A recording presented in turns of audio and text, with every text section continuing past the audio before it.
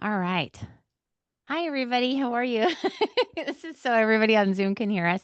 The camera's right there. So why don't we wave to everybody on Zoom? Hi, everybody on Zoom. So thanks for being with us tonight for our meeting.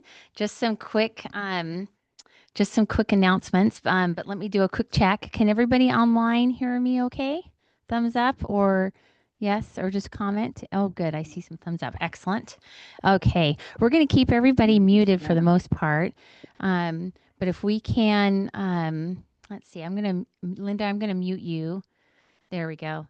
Um, but if we, what we'll do is you put your questions in the chat, or just we'll make sure that there's a chance to ask questions at the end, and then of course everybody here in the room will monitor for questions too. So let's see here. So just some quick announcements. First and foremost, our educational apiary, for members, we're actually going to open it up this Saturday at 9 a.m. So every people that are a member should have gotten an email a couple days ago. But just I'm leading that group, so we'll be out there in the gravel parking lot, and 9 a.m. sharp. We'll head out to the hives. If you have any questions about the educational hives or anything, let us know. And then we want to make sure, oh my gosh, this weekend is the Lodi Grape Festival. So make sure if you visit that you check out the honey entries. They're usually over by where they have the jams and the jellies, all the preserves in one of the buildings. So take pictures and make sure to post pictures in our Facebook group. We're trying to get more entries every year, and you don't have to be in Lodi to enter, right? You can live anywhere practically and enter them as long as you can get your entries in. So again, Lodi Grape Festival this weekend, starting tonight, and then it'll run through Sunday. Just some quick notes about volunteers. So we are looking for board members. You don't have to be a specialist in bees. Just be willing to put your hands in and help us, because we are a working board. We're also looking for 2 directors in waiting, and that gives folks a chance to kind of test the waters first to see if that's something that they want to do.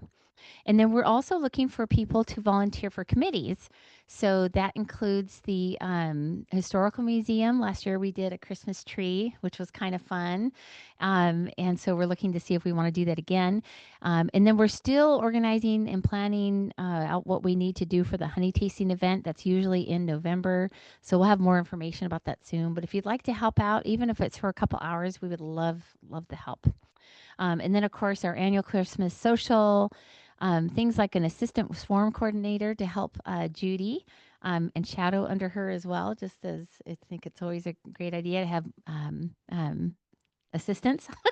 There we go. And then, of course, an educational hive coordinator. So if that's something you might be interested in, just let us know. So tonight's program, it's kind of exciting. So we have Dr. Michele Mansfield. She is from the Pennsylvania State University, and she is in charge of their lab. And I'm going to let her kind of dive into that a little bit more.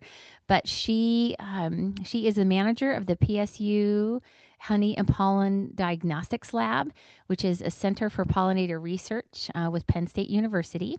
She is a plant pathologist, and she's going to really share with us tonight about how their lab identifies what plants are present in pollen or honey samples using, they use something called nested PCR.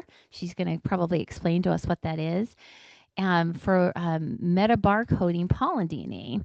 And really, how can we as beekeepers use this information? I think it's always great because we harvest our honey and then we're really wondering what are the bees foraging on, right? What's in this honey? So she's going to do a deep dive with us. And the cool thing too is that they actually arranged with us to do a discounted rate. So if you, at the end, we'll talk about that. If you want to send in your honey samples and have them evaluated, I think our club group price is going to be, I think it's $85 to get your sample evaluated. So I think we should definitely take advantage of that if we can. So with that, I'm going to go ahead and stop sharing, and I'm going to let Dr. Mansfield share and take over. Welcome. Welcome. We're so glad to have you. And she is joining us tonight from the East Coast. So she is up late with us. Yeah, I'm not gonna lie. I normally by now me or one of the fur children are soundly ensconced in our bed. And sometimes there's more than one fur child, and we have a new rescue beagle, and we have 3 kitties. So there's some jockeying for a position along with my 8-year-old daughter. So Oh, very good. can everybody hear me okay? Oh, yes, we can hear you great. Good. Okay. All right. Well, thank you so much for inviting me to come and virtually give a talk. So yes, I run the Honey and Pollen Diagnostic Lab. My title of manager sounds really like sexy, but it's me and like 2 other people. So it's mostly a one-woman show. All right. So I'm just going to kind of give like a brief overview because you can read a lot of the detail on our website as well. And I share a QR code with that a little bit later in the talk. But I want to talk about what is DNA metabarcoding, how is it used specifically in pollen, and then a little bit of overview of the pollen identification service. And we also offer now a spotted lanternfly detection service, which I really hope none of you ever ask me for that, but I don't know. I feel like that bug is moving farther west. And then just a little bit about some of the other resources that the Penn State Center for Pollinator Research offers, courses that I'm a part of. All right. So I don't know if any of you have ever gotten your honey looked at for what pollen is found in it, but the traditional way of doing this, and I know there was a very esteemed gentleman at Texas A&M who did this for many, many, many years before the molecular tools were available. And essentially what a Melissa paleontologist, which I have to say I'm always really proud of myself when I don't trip and stumble over that 18 times when I say it. But what that person would do would be they essentially filter the honey through, and then they basically count and then simultaneously identify each pollen grain based on its particular physical characteristics. And this beautiful picture I have on the side, this is great, but this is not what pollen looks like. This is a highly stylized photograph. A lot of times there's almost no characteristics, and even the best Melissa paleontologists can often only get to the family level for identification. This is almost just as much of an art as it is a science. It requires a lot of training. It's extremely time intensive, as I'm sure you could see. It's difficult to find Melissa paleontologists, although if anyone is interested, I do know of, there's a service I was recently introduced to, and we're kind of feeling out how to work together. And then the other thing is with, at least with the microscopic identification, you can only do a few samples at a time. And again, it's often limited to the family level for identification. So just to switch gears a little bit, what is DNA metabarcoding? Essentially what it is, I'm going to give you like a kind of a little, I guess, story about how I see this. Think about if you are, I always use Beaver Stadium because, you know, that's a pretty famous piece of architecture on Penn State's campus. Imagine if you were sitting at the entryway to Beaver Stadium and everybody who came in through, you shook their hand individually while they were going through and you knew who they were. That would be kind of what traditional sequencing does. You have to have one organism at a time come through. It has to be isolated, it can't be mixed with a lot of other organisms. So what metabarcoding does is, imagine you're standing at the top of the stadium and you have a camera and you take a picture and you're able to identify everybody simultaneously. That's the power of metabarcoding. You can take an environmental sample that has all kinds of stuff in it, and you can identify all the plants or all the animals or all the whatever it is you're interested in looking at. It's extremely powerful because back, embarrassingly now that I admit, 20 some years ago when I was getting my Ph.D., you had to isolate it. Every organism had to be on its own, which makes things very time consuming, and it's very difficult to put a whole picture together of what a particular environmental sample might have. So what are some of the applications specifically for pollen metabarcoding? Obviously, what you guys would be interested in would be identify what plants are used by honeybees. But we also, as a research community, I look at not only just honeybees, but wild bees and all pollinators. In fact, I'm kind of getting asked some questions by a group that work on hummingbirds. I'm like, please invite me to come see some hummingbirds. Obviously, as beekeepers, you want to know what plants your bees visit. And then again, kind of on like the conservation research and also beekeeper side of it, we want to identify and help drive conservation of threatened species, plants, and pollinators alike. So here's kind of one of this is a fun project that I was involved with a postdoc in Dr. Christina Grozinger's lab. I'm actually a part of her lab, even though I'm my own little unit within there. But Michele Lee, Dr. Michele Lee, was actually very fun when we would give talks because she's Michele with 2 L's, I'm Michele with 1 L, so we'd be like the Michelles. But she was looking at bumblebees in Santa Barbara area.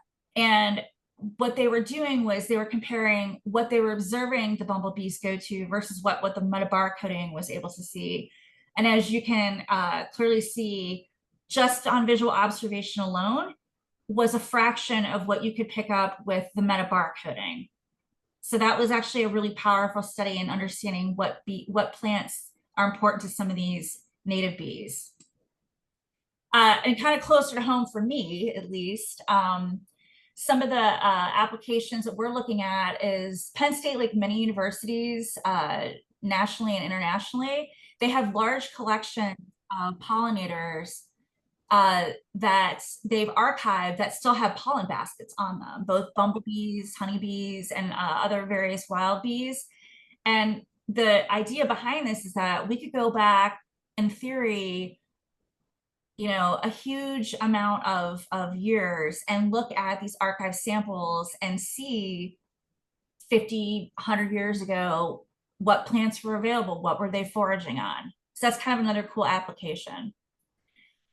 So now more for the beekeeping side of things. This service is both for the pollen identification service is both for researchers and for beekeepers, as well as just, you know, interested citizen scientists if they wanted to submit a sample. The lab accepts both capped and uncapped honey. Again, I'll get into a little bit why this is important. Occasionally, again, any type of screening or filtering is going to remove some pollen. So occasionally, like I said, I think I've said this to some of you that may have used the service before. If you can get a comb scrape sample, this is often much more informative, but even a commercial ready sample will work. Also, pollen from pollen traps, that's one of the most informative samples that we have, primarily because obviously that gives you a broader depth of not just where's the nectar coming from, but what all plants are being, or what are all the plants that are being visited. And I actually found out from multiple beekeeping groups now that although I show this, I think this is a Sundance pollen trap, which are pretty pricey. They're about $100 a pop. The $20 Amazon knockoffs that are plastic apparently work really, really, really well as too. So if anyone is considering submitting a sample and want to try out one of these much, much less expensive pollen traps, I've only heard good things about them. I'm not a beekeeper, so I can't speak for it, but I can at least vouch for about the 20 or so beekeepers I have heard from that say they work great. Oh, and of course I should add that at least for research samples, we often get wild bee samples where I'll get a whole little bee that I have to pull pollen off of, and that's what I have to work with. All right, so in case you have not seen the collection kits, by the way, they're much more professional looking now, because when I took this picture, this is right when the service was starting up and everything was still being handwritten by yours truly. But what a sample collection kit would entail, and I should actually start back. You would go to our website here and you submit at the bottom of the page a request. And that request tells me what you're asking for. Are you going to submit a honey sample or a pollen sample? Because the kits are a little bit different.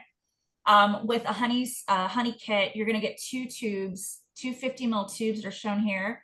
that you would fill up with whatever honey you have available, either comb scraped or whatever commercial ready that you've got. And then for pollen, I usually just, people can fill up 1 tube. That's more than enough. We also ask you to fill out a sample information sheet, and we're still kind of like in the dark ages. We haven't gone fully online yet. So yes, it's handwritten, but I actually kind of like having like a written documentation there so I can go back and check, because you never know, sometimes mistakes are, happen when you're entering in for information. There's also, we also include information on how to collect the sample, how to contact me, and everything is with a pre-address, postage, paid. We pay for you to ship it back to the lab. All of that's taken care of. And then again here, this is the QR code that you can look at, and that kind of takes you through a little bit of the process as well. All right, so honey collection. Like I said before, 2 tubes per sample. We will take both uncapped honey, so comb scraped is illustrated here in this picture, and then also consumer ready. So if you already have, if you have your honey samples already been extracted, you can provide that. Once it gets back to the lab, basically I warm it up and I remove any wax if there's wax in it. So wax is not a problem, because people are like, oh, like, are you sure there's all this stuff in there? And I'm like, no, we take care of that. You're in good shape. And essentially what I'm doing is I'm taking those 2 50 ml tubes and I'm concentrating down into a teeny tiny tube that holds about, I don't know, maybe, I say milliliters because I know, but most people don't use that. So maybe like basically like a little, like half of a cap of lemon juice. It's very, very little. So we're really concentrating that sample down because we're after the pollen. Okay, so for pollen, if you have a pollen trap, usually people leave it on for 7 days. This varies though. Oftentimes they'll collect for a month and then they'll mix that big sample and send it to me. Sometimes it's only for like a few days when they know certain things are in bloom. But what they do is they send this pollen to me, and it's obviously it's corbicular pollen if we're talking honeybees. And I take that pollen and essentially I homogenize it, which is like I take everything and I mix it up so all the pollen in there is equally represented in the sample. So we're not skewing it towards one type of pollen versus the other. And then if you're giving me a pollinator, if you're a researcher and I have my little bee in a tube, basically what happens there is I very gently brush off the pollen or I vacuum it off. Yes, we actually have little vacuum apparatus for tiny little bees, or we wash it off with a little bit of sterile alcohol. And then that's then taken and concentrated in a fancy microcentrifuge, which isn't fancy if you use it all the time. Okay.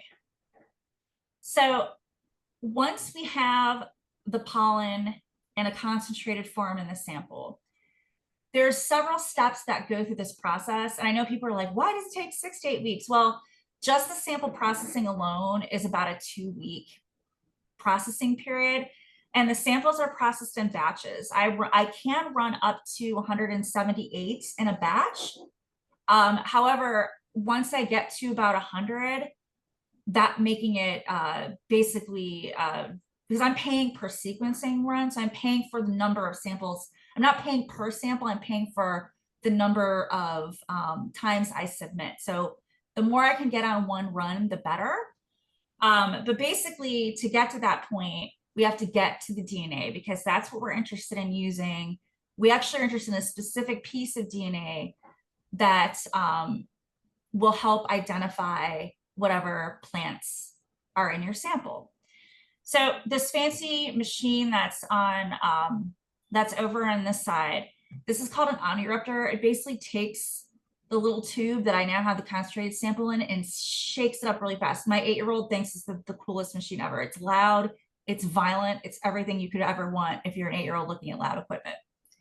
But basically we're breaking up the pollen cells and we're getting at the DNA. Once the DNA is exposed, we then have to purify it to get it away from all the gunk that was also in the cell that we've broken up. Once we've done that purification process, and we do use a commercial kit because commercial kits, yes, they're more expensive, but the idea is that I have a reproducible high quality product every time without a huge amount of labor or more labor added onto that. Once we know, or once we've gotten to that purified DNA, We then find out how much DNA we have, and I adjust that so it's within a certain range that will work for the amplification, which is what Sherry mentioned, the nested PCR. PCR is a fancy way of saying I'm going to photocopy a piece of DNA. And basically what this is that the amplification comes in 3 rounds. We have the first round, which is taking what you started with. So like say you only want one information sheet out of a manual that talks about how to put together all kinds of things. So I take that one sheet and I make a whole bunch of photocopies out of it, okay? Once I have that photocopy, I want that photocopy to be like, okay, these photocopies are gonna go to this building on campus. And that step was what we call the labeling, so that we tell the instrument that does the sequencing, which is going to actually deconstruct that DNA and say what it's made of. That tells it, okay, these amplified or photocopied pieces are now tagged for that instrument to be able to read it. And then the third round of this nested PCR that comes in 3 stages, that tags it so that not only do I know what building that these copies are going to, I know each individual person in that building that they go to. So think of the barcode as saying that barcode, these samples belong to Sherry. So even if there's anywhere from 1 plant to 100 plants, all those individual sequences are tagged that we belong to Sherry's sample. So that's a little bit how the way it works. Once we have all the amplification and tagging and labeling so that everybody goes to the right spot and the right place, we then basically clean that up one more time. There's a lot of cleaning that's involved in this whole process. And then it goes to a third-party facility that I send to Phil in Philadelphia, so it's not too far. And then they run the actual Lumina sequencing, which is a special type of sequencing that does metabarcoding sequencing. And then once they are done with it, they send the raw data back to me, and I get it and run it through. We have a data analysis pipeline that was developed specifically for plant and pollen metabarcoding DNA or data. And essentially what this does is it breaks it down into how many sequences did I get for each genus of plant, that's where you get a little bit of an advantage. You can get a little bit higher resolution often than Melissa Paleontology, which is fairly limited to family level. You can get to the genus level.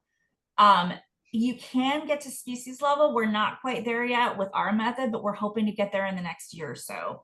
But for most folks, they know once you get it to genus, they know what genus of plant or what species of plant in a genus is blooming in their area at a certain time, or they can fairly easily figure it out. There are online tools that I can mention here in a little bit later. So once I've run it through this pipeline, I then run it through another program that generates this fancy report. And again, when you guys get your reports, please, I love it when people give me feedback. Sometimes it's like, I didn't think this plant grew in my area. And I'm like, well, bees, they can range pretty far from home to go find certain plants. But please, if you find any ways that you could think of to improve our processing, please let us know. Again, you can respond back to me directly by email, or go to the form and use the QR code, or use the QR code and go to the form that we have that as well. So when you get your report, you're going to have basically the front material just sort of describes what the report is going to have in it. Okay, so if you submit more than 1 sample, we'll include both a total sample report that summarizes all your samples, and then each individual sample will also have its own report. So for the total sample report, you'll get a proportion of all the plants that were found in the sample. So you're going to get the Latin scientific name followed by a common name. Now remember, the common name is just the common name of probably what I'm giving it, because it's something that also might occur in Pennsylvania, or we use what's basically the Wikipedia general consensus of a common name. So don't get fooled by the common name. That's not representative of the entire genus. I'll go into that a little bit too. But you'll get the top 10 plant genre, and then you'll also get a list of all the plants that were found at lower proportions. We list every plant that's found in the sample, not just ones over a certain percentage. Now for research samples, we will also provide, we don't do this very often for beekeepers, but sometimes it's interesting to show it. We'll give something called a heat map, and a heat map will basically tell you not only what plants were found and the various proportions, but it color codes it so you know essentially over a set of samples if certain samples had more or less and how that looks graphically when they're all presented together. But usually we don't include this in beekeeper samples anymore because people were just getting too confused. Too many charts. I totally get it. Like my 8-year-old told me, graphs are hard. I get it. I was not a math whiz. Okay. So an individual sample report. This is kind of a generic representation of what you see. It is going to basically give you the information that you provided to me. And if there are any typos or anything, please let me know because it happens occasionally. And then again, it provides the Latin name followed by the common name. And then here's the proportion you get for each sample. All right, so a couple things to keep in mind with this whole process. I kind of briefly mentioned it, but the common plant name is not representative of the entire genus. There can be up to 600 species within a single genus. So bear in mind that, again, we just use the common name as like kind of a reference. And then I usually tell people their online resources, iNaturalist is a great one. We actually even say that on the report now for you to look up and see if that genus does in fact occur in your region. Honeybees and up to 75% of native bees are generalists, which means they're going to go to whatever is convenient. And if there isn't anything close to home, they'll range anywhere from 3 to 6 miles away. Like that seems really far, but several studies, both at Penn State and other universities, have illustrated that they're definitely foraging farther afield than what was previously thought.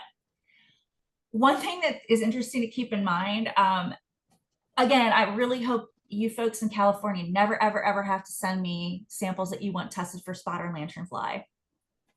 Keep our fingers crossed.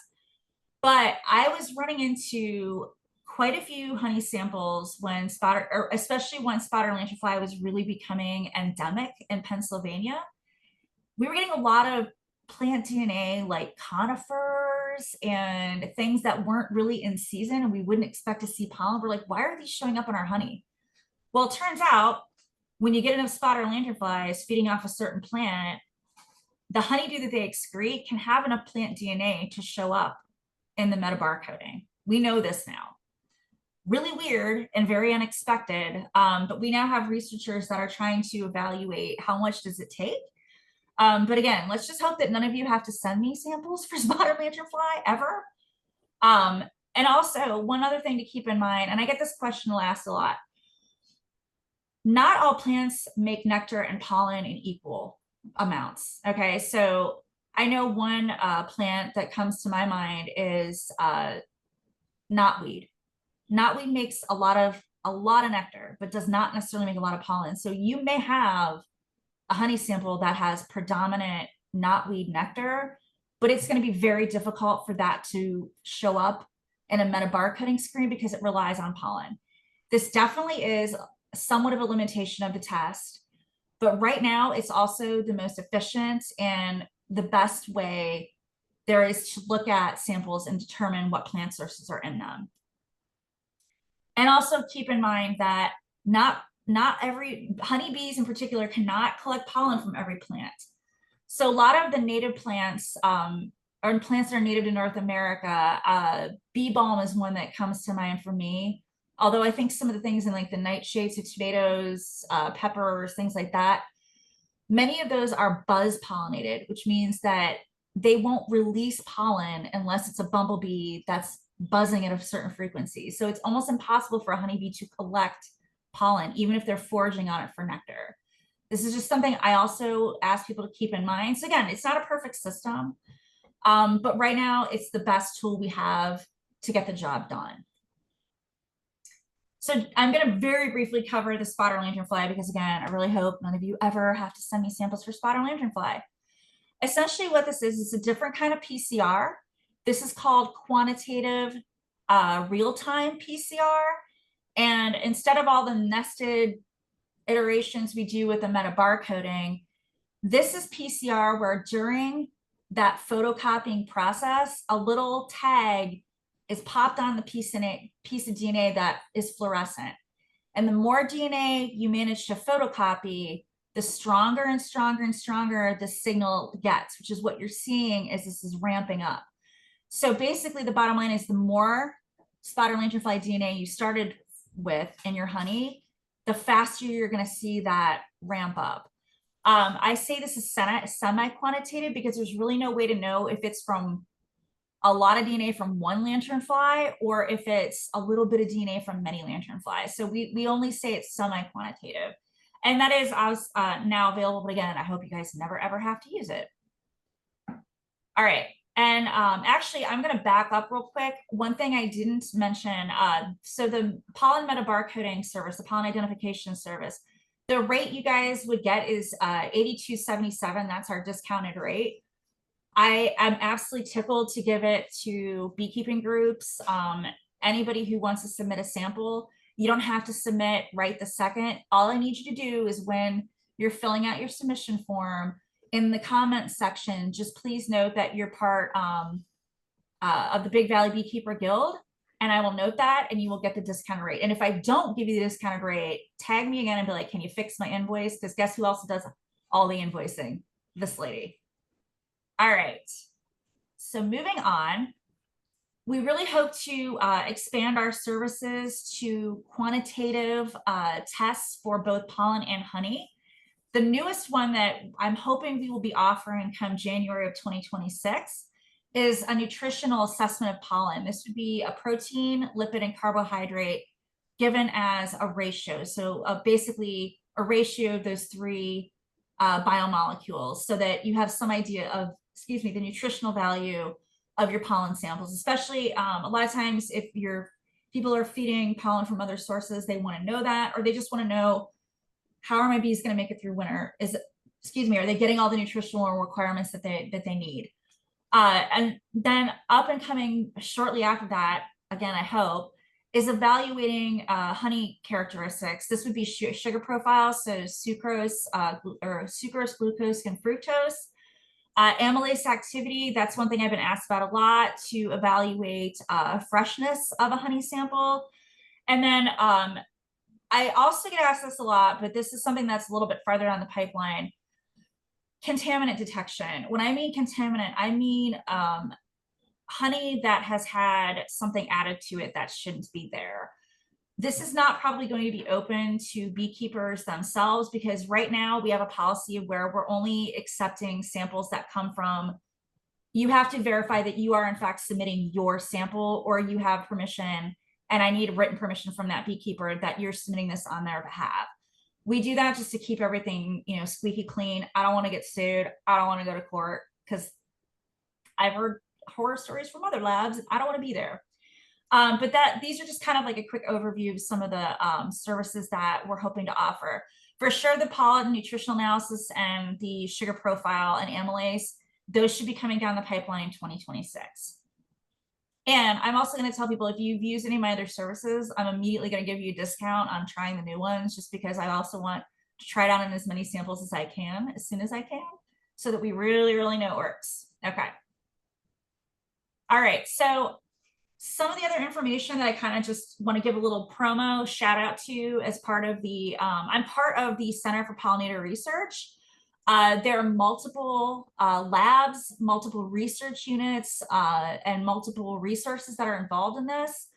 I strongly encourage you to visit our website because the information isn't just for Pennsylvania. This is for anybody who's interested in land management, land usage, conservation of habitats for both honeybees and wild bees. So check out our website. And then this is kind of fun. So unless I'm specifically told otherwise, and I have not yet had anyone turn this down. So when you submit your sample to me, it's given a random ID. So I don't actually know who owns what sample until I'm running the report. Everybody's the same in my mind until I go to run the report. But we have that data. So your name is not involved in any of this at this point, but the data, when you provide the coordinates, which I asked for longitude and latitude, that raw data of what was in your sample along with latitude and longitude, that is entered into Beescape to help, oops, excuse me. All right, help build up, and this is showing where I live, which isn't very helpful to you guys, but Beescape is actually nationwide. We're essentially building a platform that will show you landscape use throughout the country. And the more data I get, the more that we can submit, the better and higher resolution this picture can get. So again, I also strongly encourage you to check out the Beescape site and just sort of see what kind of research and how your information is helping with this. So you're not just helping yourself by this information, you're building into something bigger, unless you don't want to. And I'm happy to exclude data if you really don't want it there. But again, it's never associated with your name or necessarily your location. It's all blind. It's just based on coordinates and what plants were found at that spot. Oh, all right, I'm going too fast through these slides. So an additional resource, and this one's very close to my heart. I don't know if any of you have ever attempted to identify the pollen that's found in your honey samples or in pollen trap samples, but this is a resource we offer for free. And many of the plants that are in this database they're not exclusive to Pennsylvania. They're North American. We try to be as representative with natives, ornamentals, tropicals as we could. So what this is, it's a high resolution data library of pollen images along with the plant itself and then information. You can, if you have high quality images of your own pollen, you can match this up if you think you know it's in your sample, but want a little bit of confirmation. So this is a free resource and tool that you can check out. And I'm hoping to ramp this back up. I'm actually the one that prepared all of the slides. I didn't take the pictures though. If you get me near a microscope for more than 5 minutes, you better have Dramamine because it isn't going to be pretty. That is why I do molecular work, not much microscopy. But this is something I helped participate in. Dr. Natalie Boyle was the one who had the idea to set this up as a free online tool. And we're hoping to expand this in the upcoming couple of years. The more submissions we get, the bigger the library will get, and the more useful it will be for everybody who wants to have a resource that they can use if they don't want to go the high expensive route of getting the pollen identification service. And again, you can check that out with the QR code here. All right, and with that, I will wrap it up. I know I'm trying to be like a little bit, efficient with talking through some of this. You can read more detail on the website. And also I want to leave plenty of time for questions if you have them. But this is my contact information. But again, if you go through the QR code and you fill out the submission form, if you're filling the online submission form, I can guarantee who's going to be reading your submission and who's going to be answering you. Because I'm pretty much a one-woman show. That's so awesome. Oh my gosh, Michele, thank you. Dr. Mansfield, thank you so much. Can you hear me okay?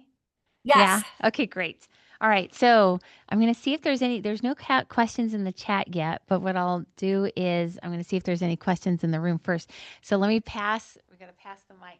All right, here we go. And I'm going to turn on the light. Pass the microphone. Sorry, I was driving over here and I was listening the whole time through. Okay, so my question is, I heard you answer it the one direction, the other direction. So we have a couple of plants out here in California that don't produce nectar, but they produce tons of pollen, and that's why the pollinators go to it. Outside of your typical wind pollinated, we have that too.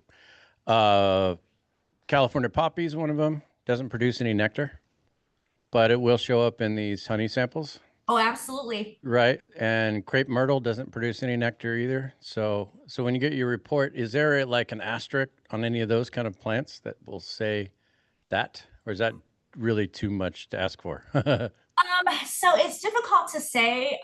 We actually have had mixed results with that.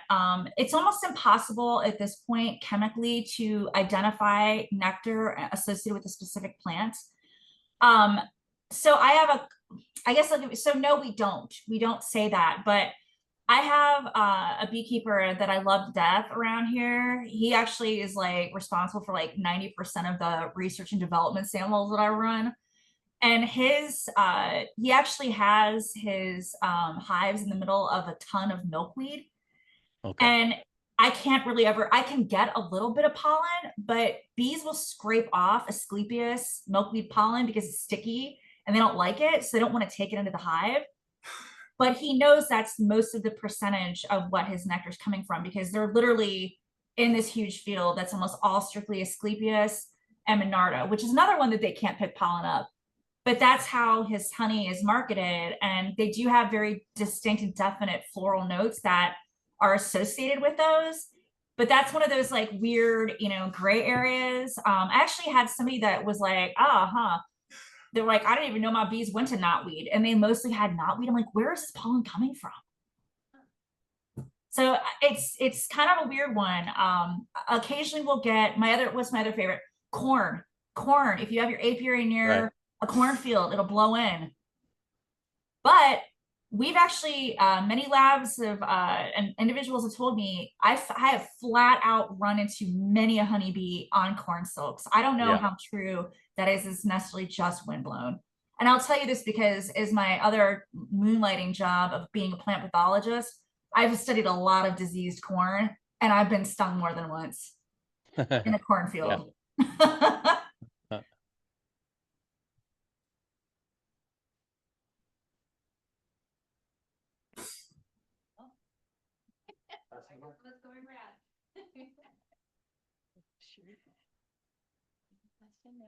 Okay. And as you guys think of questions too, don't hesitate to email me and just ask me that way. Because I know some people are like, I don't really feel like asking a question in front of tons of other people. When I gave a talk for the Mount Diablo Beekeepers Association a couple months ago, I had like 20 questions the next day because people just didn't want to like do you know what I mean? And that's fine. I'm happy. It might take me a few days to like get to you, but I will answer your questions. Okay. I have a question. I was wondering what's the end game, or the end goal of identifying all of the different pollens? Is it just information that beekeepers can use, or I hear all the time that the protein levels in pollen are declining. They aren't what they used to be. I mean, is any of this research working on that or looking into that? Yeah, so I will say right now that, and I'm kind of indirectly answering your question with this first part of it. Right now, my sample base is probably 60% research samples and 40% beekeepers, okay? So most of the work I'm doing is directly supporting people that are studying pollinator research. So it very much depends on the question the researcher themselves are asking. One of the questions we've been getting around here, the Penn State's working on specifically, is that with things getting warmer sooner, a lot of people have been observing like bumblebees are foraging earlier and longer. And how is this affecting their long-term health? Because we've been having a drought the past month and a half, and I'm watering the crap out of my stuff, but it's like the bees are flocking to my things because I'm watering. But it's like, I don't like half the stuff I'm used to seeing in bloom right now. It's already done blooming. So I have no idea what they're going to. So at least in this case, the researchers are looking specifically at how are some of our changes, the weather pattern changes in my area, or like our area specifically, how is it affecting the quality and overall long-term longevity of bumblebee colonies? But for beekeepers, a lot of it also, again, it depends. I have the gamut of what people want to know. Some people are like, I want to know overall what was being foraged on during, while I had like, after I've dumped my seed, or, I've extracted everybody. But I have other people be like, I want to know in this window, is this basswood honey, right? So they specifically go out when they know basswood's blooming, and they'll do a cone scraping. So they have a very specific question they're trying to answer. So again, it depends on what the question is to begin with, but I guess I would say the overall end game is the more information we can get overall about honeybees and other pollinators and what they're foraging on, when they're foraging on it, how much of that activity goes on throughout a particular year, we can better understand areas that are, or we can understand how things are changing over time, what might need to be protected, what kind of, like, the one really interesting thing is seasonally every year there's one freaking weed that shows up in everybody's sample across the United States. I don't care where you live. One year it was stupid sorrel. So like it looks like clover, but it's, you know, kind of vinegary. Showed up in like a ton of samples. I didn't see it hardly at all. The next year I was getting a ton of fleabane.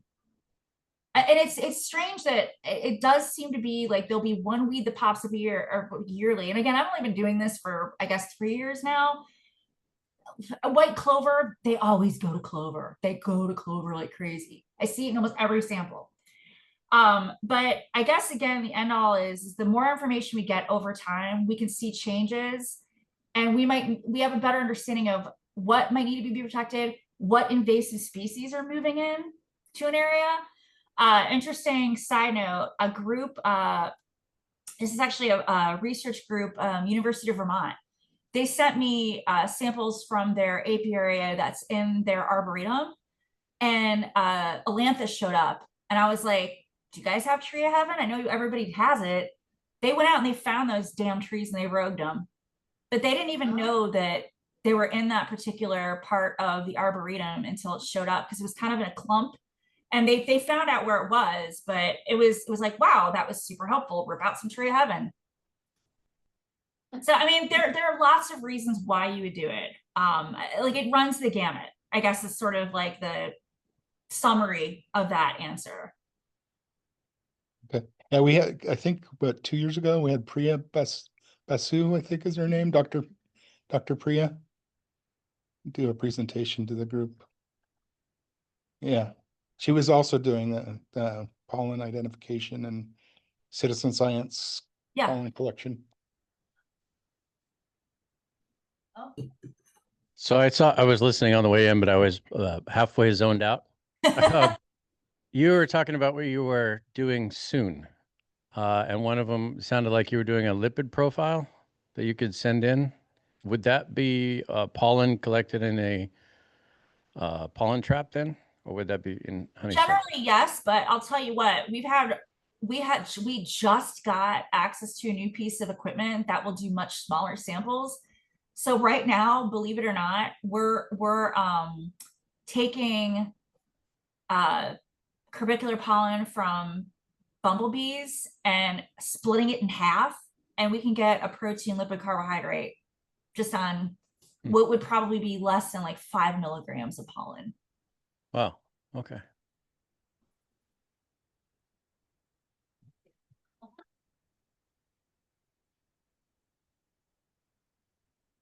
Do you have a question?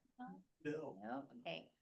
Well, so I want to share the reason why I wanted my samples sent in was because my honey was very different from one year to the next.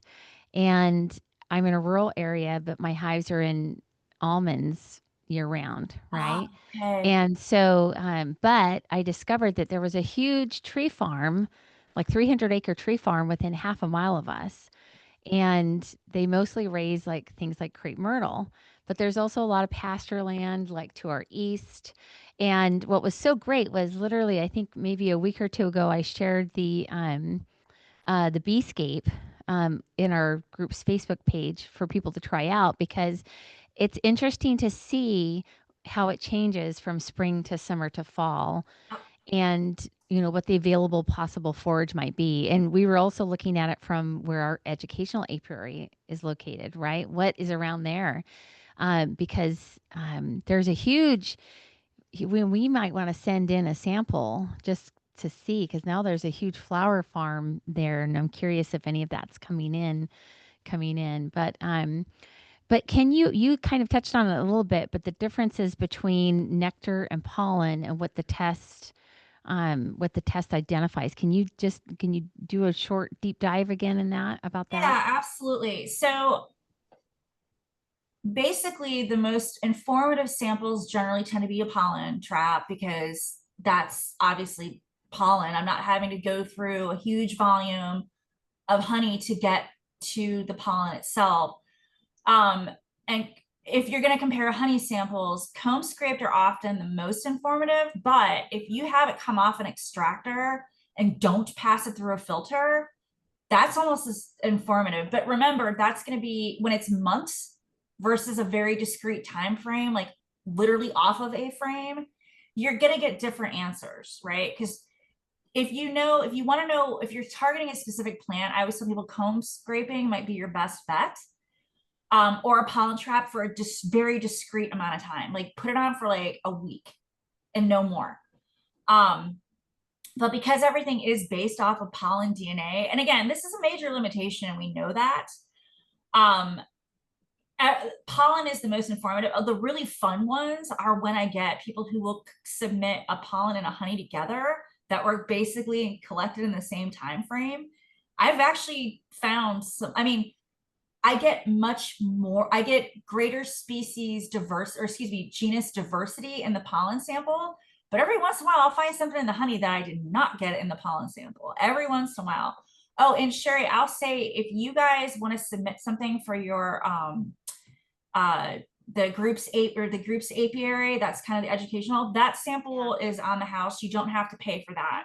Oh, thank you. I would be happy to run that pro bono. I try to do that for educational. Okay, thank you so much. No, that would be fantastic. And honey and pollens, throw them both in if you guys have access to a pollen trap, or you want to be a big spender, get the $20 cheapie one from Amazon. Hey, I heard they work. Well, you know, Bob Binney did a video a little while ago and where they were collecting pollen, and I forgot which one they use, the pollen trap he uses. I think it starts with an S. It's an expensive one though. They're like $100. Sundance, yeah. Yeah, those are often the ones we see. But we use Sundance, but I was like, I'm not gonna tell people to no. $200 I'm not gonna tell them to get a pollen trap. Well, if there's one, from Walmart or Amazon that works, that's hysterical. Yeah, and apparently they work. I mean, one of them was like $12 on Amazon, and they were like, "Yeah, we're great." And I was like, and I think most of them are for. I know, what are the two frame sizes that are common? The 10s and the, I don't remember the other one. The 9 and yeah, because Penn State runs our apiary runs all kinds of weird ones because we're a research unit. Oh. Got it. Well, I want to invite anybody that's online, that's in our Zoom in online. If anybody wants to unmute themselves and ask a question, we have Caitlin, Jackie, we have Stagecoach Plumbing, Musta. I don't know who Musta is, and then James. Does anybody want to come off mute? As I say, no worries if somebody doesn't. I'm happy to answer questions by email too. No, it looks well. James unmuted himself. So James, do you have a question by chance? It's always like Bueller. All right. Well, that's all right.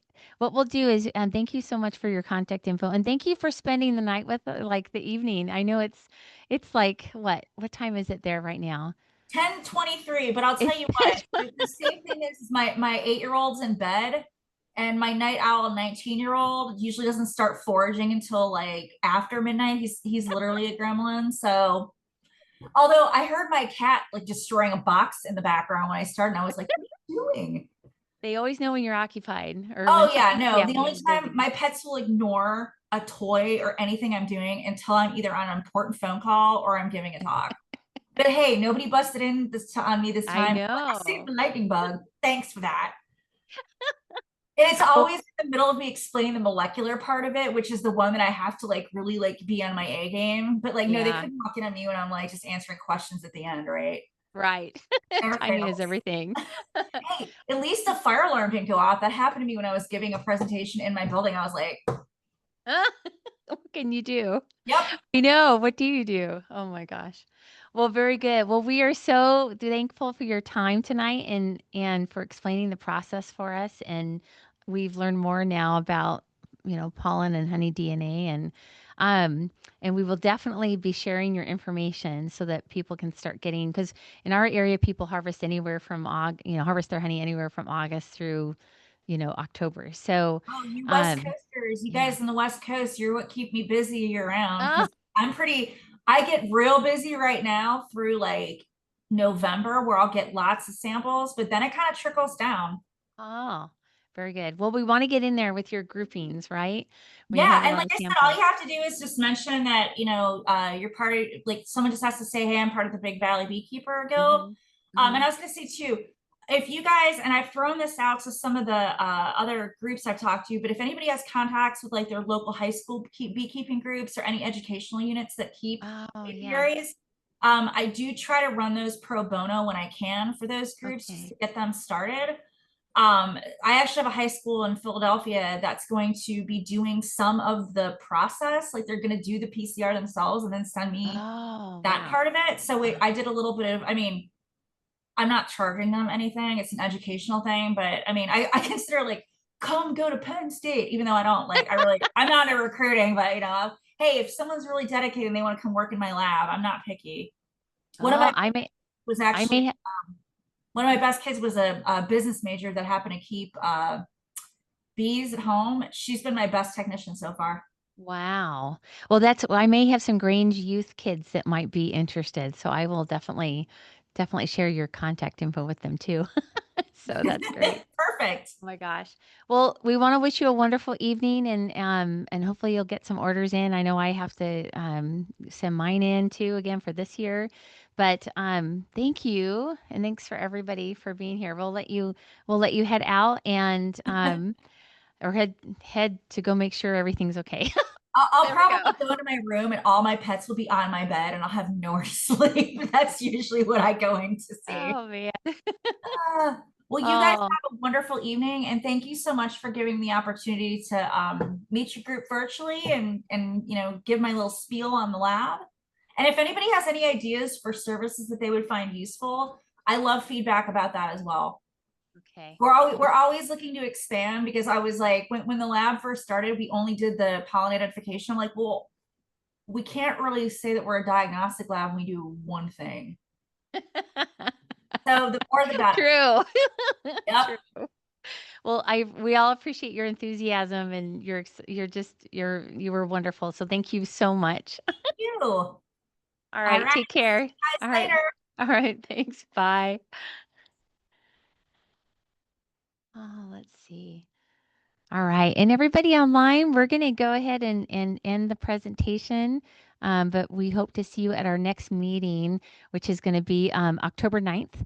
We have Sandy Honigsberg coming. She is going to talk all about um, bee diseases and all that good stuff. So that'll be good. And she's going to be here in person. So I'm not sure if we'll be Zooming that night. We really want to try and get everybody here in person, especially if someone's here in person, our speaker. So, does anybody, I'm just going to ask this real quick. Does anybody online have any questions that they brought with them that maybe they want to pose to the group here?